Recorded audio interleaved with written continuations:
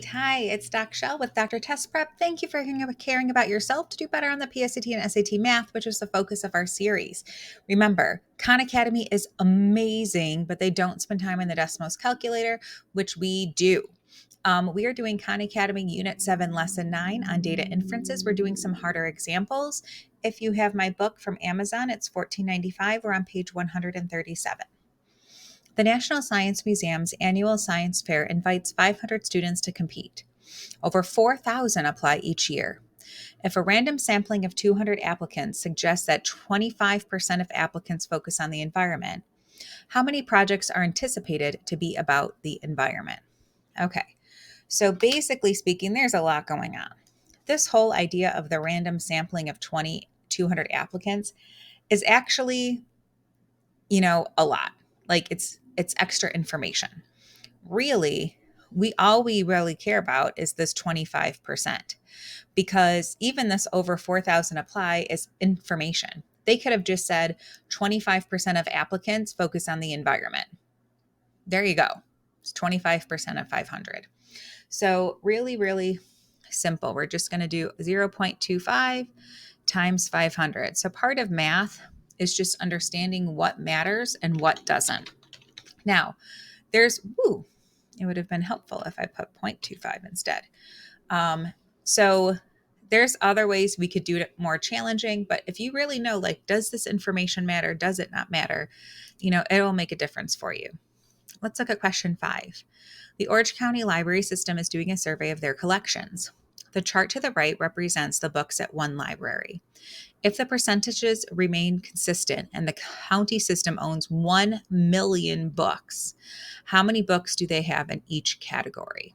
So this is huge. First of all, we do need to get, this is a long problem. We need to find out how many total books there are. So I'm going to go over here and we're just going to add. We can see that there's 500 nonfiction books. There are 700 mysteries. There are 300 biographies, and there are 500 fantasy books. So we've surveyed 2,000 books. Okay, so basically we're going to find the percentages of each. So we've got 500 divided by 2,000 tells us 25%.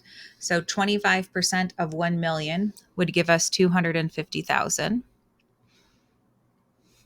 For our mystery books, that was 700. So I am going to just change the percentage up here.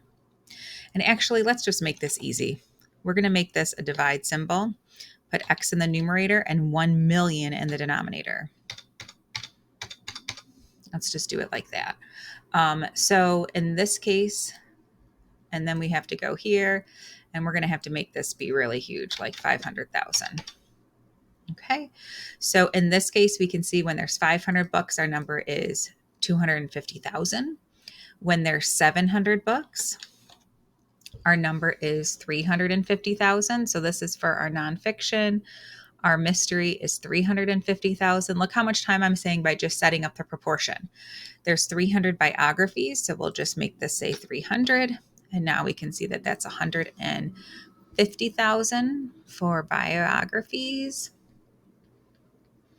And then fantasy also had 500, but we can just type in the 500 again. Part over whole is our 250,000.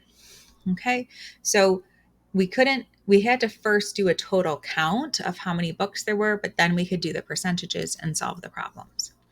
A poll of randomly selected customers at Green Market suggests that 80% are satisfied with the fresh food offerings at the market, with a margin of error of 3%. If the store serves 10,000 customers in a given week, what is the range of customers who are satisfied with their offerings? Now, in the previous video, I showed you that we had 80%, and now we added 3 to get our percent range. And here we would subtract 3. Okay, so basically those are our percent range. But we're talking about having, real quick, I want to show you this. Notice how we're in the 250,000s. If you clicked that gear that I had just done right here and then do delete all, it'll not only clear everything on the side, but also bring you back to the origin. Okay, moving on. So now that we know we have 77% and 83%, we're just going to do 73% times 10,000, which gives us 7,300 people. And if we changed it to, oops, first of all, that should have been 77. Sorry, I didn't hear you through the computer screen. And then the other one would be 8,300. Okay. Hi again. Just a reminder, you're doing great. You know why? Because you are still trying, which is huge. But before you watch more videos, stop what you're doing, head over to Khan Academy and do the practice questions on Unit 7, Lesson 9. It's super uber important that you practice as we go, and that also informs Khan's AI to see what else you need help with.